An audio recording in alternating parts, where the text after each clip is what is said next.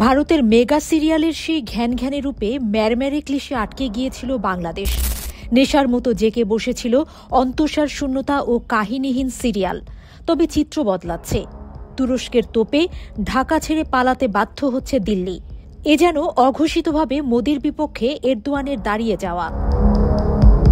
৩২ বছর বয়সী কণ্ঠ অভিনেত্রী রুবাইয়া মতিন গীতি বাংলাদেশের সংলাপ বলতে বলতে কেঁদে ফেললেন। এ সময় তার নিবিড় দৃষ্টি ছিল পর্দায়।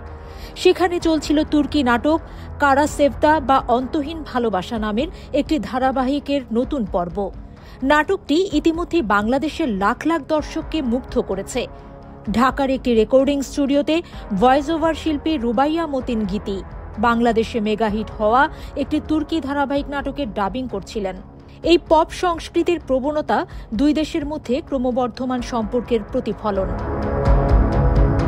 বাংলাদেশে ভারতীয় টেলিভিশন নাটকের একসময়ের একচ্ছত্র জনপ্রিয়তাকে চ্যালেঞ্জ জানানো এই তুর্কি অনুষ্ঠানের সাফল্য নতুন একটি পরিবর্তনের লক্ষণ, যা পর্দার বাইরেও বিস্তৃত। এটি ৫,০০০ কিলোমিটার দূরে থাকা দুটি মুসলিম সংখ্যাগরিষ্ঠ দেশের মধ্যে জোটের লক্ষণ এবং কূটনৈতিক, বাণিজ্য ও প্রতিরক্ষা সম্পর্ক সম্প্রসারণের প্রতিফলন। বাংলাদেশে নতুন নতুন তুর্কি রেস্তোরাঁ খোলা হচ্ছে এবং তুর্কি ভাষা শেখার প্রতি সাধারণ মানুষের আগ্রহ দেখা যাচ্ছে। পাশাপাশি দুই দেশের সরকারের মধ্যেও উষ্ণতা বৃদ্ধি পাচ্ছে। এটি এমন সময় ঘটছে যখন ঢাকা ও নয়াদিল্লির মধ্যে সম্পর্কে নানা ইস্যুতে টানাপোড়েন চলছে।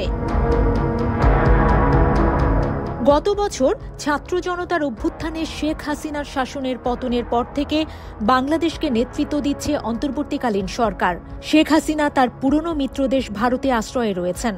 তার প্রত্যর্পণের অনুরোধে সাড়া না দেয়ায় দুই প্রতিবেশীর মধ্যে সম্পর্ক তিক্ত হয়ে উঠেছে। কূটনৈতিক বিশ্লেষকদের মতে আঙ্কারা ও ঢাকার মধ্যে সম্পর্ক এখন আরও দৃঢ় হচ্ছে। তারা বলেন যে ঢাকা আঙ্কারার সম্পর্ক দুইবার ভেঙে পড়েছিল। প্রথমত ১৯৭১ সালে যখন বাংলাদেশ পাকিস্তান থেকে পৃথক হয় এবং তারপর ২০১৩ সালে যখন মুক্তিযুদ্ধে যুদ্ধাপরাধের অভিযোগে কয়েকজনকে ফাঁসি দেয়া হয়। বাংলাদেশে তুর্কি নাটক পরিবেশন করে এমন একটি টিভি চ্যানেলের অনুষ্ঠান বিভাগের এক কর্মকর্তা বলেন যে তুর্কি নাটকের জন্য অনুবাদক, চিত্রনাট্যকার, কণ্ঠশিল্পী ও সম্পাদকের একটি নিবেদিত দল তাদের রয়েছে।